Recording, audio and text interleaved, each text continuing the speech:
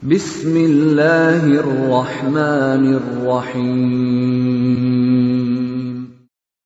وَلْتَكُنْ مِنْكُمْ أُمَّةٌ يَدْعُونَ إِلَى الْخَيْرِ وَيَأْمُرُونَ بِالْمَعْرُوفِ وَيَنْهَوْنَ عَنِ الْمُنْكَرِ. Assalamualaikum warahmatullahi wabarakatuh. Setiap ibadah hadirkan rasa syukur jemaah sekalian. Baru-baru ini Zulhijjah dengan segala rangkaian kita lakukan, maka hadirkan semua itu adalah binikmati, nikmatmu itu tatimmus sholihat, dengan keyakinan kita bahwa kita bisa beribadah bukan karena kita hebat.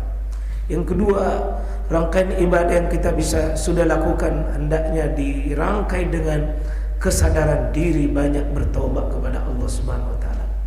Kenapa? Karena ibadah kita mungkin tidak lengkap, tidak sempurna. Wa iz yarfa Ibrahimul qawaid minal baiti wa Ismail rabbana taqabbal minna innaka antas samiul alim.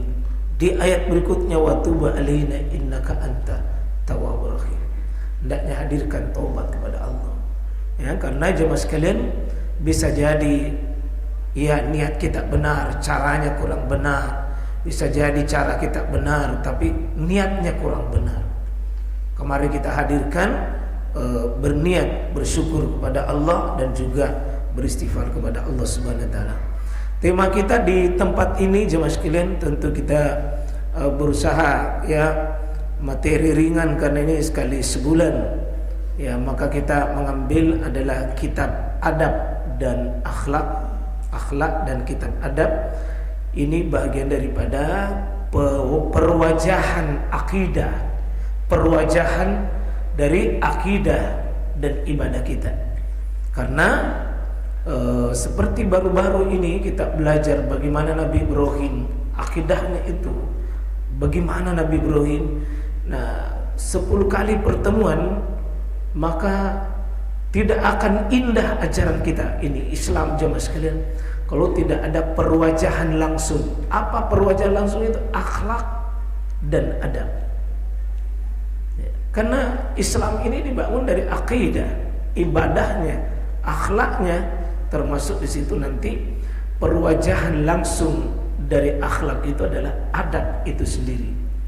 Ya, artinya jemaah sekalian kalau seperti pohon itu akhlak, tapi buahnya itu, buah dari pohon itu adalah adab. Bagaimana kita beradab?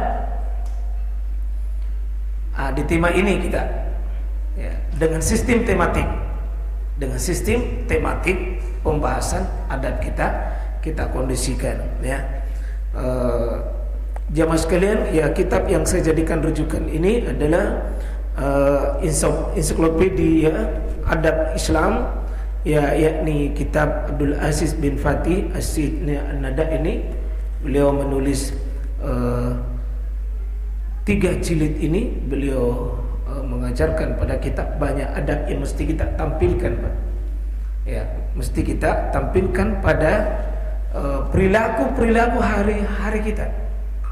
Ya, karena mungkin kita di antara kita alhamdulillah akidahnya kepada Allah bagus, ibadahnya sudah bagus, tapi begitu masuk pada adab kita menampilkan diri kita itu yang dengan nilai yang rendah ya, nilai yang rendah. Contoh jemaah sekalian ya, kita sudah sering pelajari bagaimana kita adab makan. Masih ada makan tangan kiri itu kan menampilkan satu bahwa keislaman pada diri kita. Bagaimanapun hebatnya keyakinan Pak, tapi kalau masih makan tangan kiri, masih makan berdiri, itu kayaknya kabur kita punya akidah itu. Ya, kita makan masih menyisakan di piring kita, lalu disimpang begitu saja. Kita makan terbuang-buang begitu makanan. Ya, kemudian kita makan ya dengan jarak jauh, kita pergi ambil makanannya orang. Nah, di depan kita ada. Ya, dengan tidak sopannya itu kita pergi berjalan ya. Padahal Nabi SAW itu ambil yang paling dekat. Ambil yang paling dekat. Tadi itu ya, minta tolong jangan pernah diulang itu. Ada adik-adik, anak-anak yang dekat dengan saya, 2 tadi yang dekat dengan saya itu anak-anak pergi ambil makanan persis di depan. Nah jauh itu duduk. Coba kita tolong disampaikan itu. Jauh itu pergi duduk. Kenapa pergi di depan saya? Nah, biar hafal Quran, biar memiliki ibadah begitu bagus, tapi kalau bapak menampilkan makanan yang kurang bagus, itu kayaknya menjadi rendah nilai kita. Nah, banyak hal-hal jemaah sekalian. Adab itu intinya bagaimana menjaga diri kita dan menjaga orang lain. Itu adab intinya, Pak. Bagaimana menjaga diri kita dan menjaga orang lain. Ya, dengan banyak adab yang kita langgar, memperlihatkan bahwa diri kita tidak jaga dan kita tidak hargai diri kita. Dan begitu kita tidak beradab, kita tidak menjaga orang sekeliling kita. Coba bersih misalnya. Lalu kita tidak tutup mulut padahal banyaknya makanan. Bayangkan, Pak, es buah 1 mangkok. Nah, kita bersin baru menghadap ke situ. Ya. Enak es buah.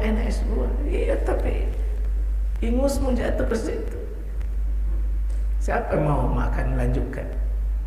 Ada hal-hal jemaah sekalian, keindahan Islam ini memang tidak bisa lahir dengan adab begitu saja.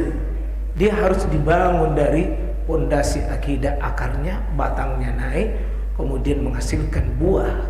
Dan buah yang nampak itulah akhlak. Dengan menjadi adabnya. Karena nampak, Pak, nampak langsung. Gimana kita berbicara sama orang tua berbicara dengan anaknya, anak berbicara, suami dengan istrinya. Biar kajian terus menerus, caranya bicara dengan pasangannya itu adalah bagian daripada akhlak yang ditampilkan dengan adab. Iya. Tidak akan lengkap agama kita ya sekalian kalau kita tidak belajar adab. Ya. Karena itu insya Allah ini tidak bisa rusak ya. Kenapa?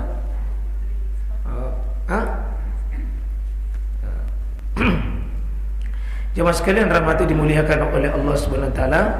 Insyaallah di hari ini, Pak, ya, kita coba berencana perlihatkan tapi belum didapat materinya. Jadi sederhana dan hari-hari kita praktekkan ini. Saya ingin betul-betul hari ini kita lulus belajar dengan menghadirkan Islam sebagai rahmat dalam wujud apa itu, Pak? Kita coba belajar adab al-intian, adab memakai sandal dan memakai sepatu. Pak, ya, kita coba lulus hari ini bagaimana menyikapi sandal, bagaimana menyikapi sepatu. Tiap hari nih, jangan kita belajar rukun iman kita, rukun Islam kita, keyakinan kita hebat tapi luar biasa, tapi begitu kita memakai sandal tidak lulus.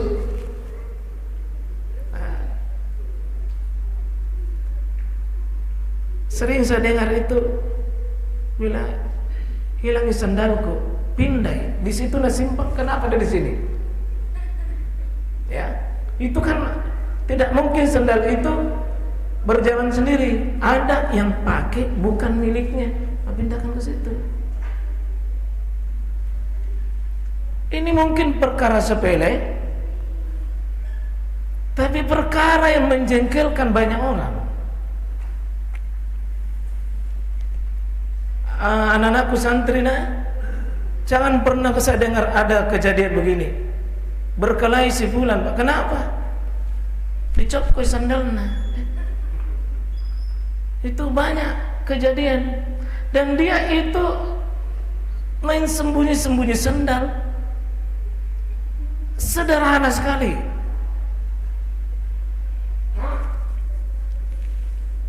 Itu dengar ya, Bapak Ibu sekalian, ini ada orang, Pak, sampai masuk di rumah sakit gara-gara sandal. orang tua. Tapi main-main yang akrab dulu itu dengan temannya. Orang tua Pak, sudah umur 60-an, masih sembunyikan sendalnya itu si bapak. Akhirnya ini bapak kodong pulang tidak pakai sendal, hanya dicokok-cokokannya.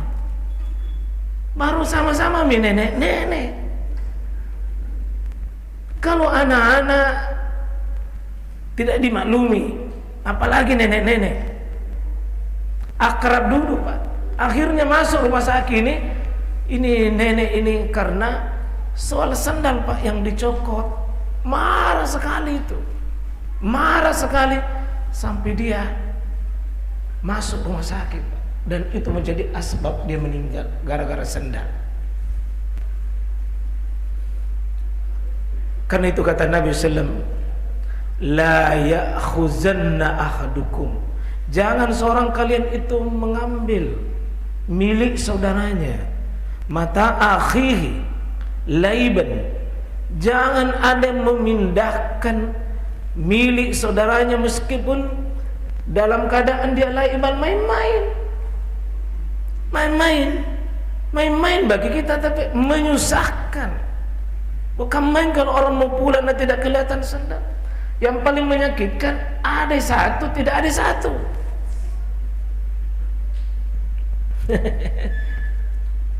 Dan Nabi sallallahu alaihi wasallam itu jemaah sekalian melarang itu apa? Dengan memakai sendal satu. Tidak boleh memakai satu sendal, Pak. Jadi tidak boleh itu misalnya tidak pakai satu di ujung sana, baru dipakai satu pergi di sini, tidak boleh. Kata Nabi sallallahu alaihi wasallam, "Idzan qata'a tis'ahadukum", ya, Nabi sallallahu alaihi wasallam itu mengatakan, ya, waliyun ilhuma jami'a, lepaskan semuanya, pakai semuanya itu dua, kiri kanan, atau kata Nabi SAW, ya la'nahuma jami'a, atau sekali lepas dua-duanya.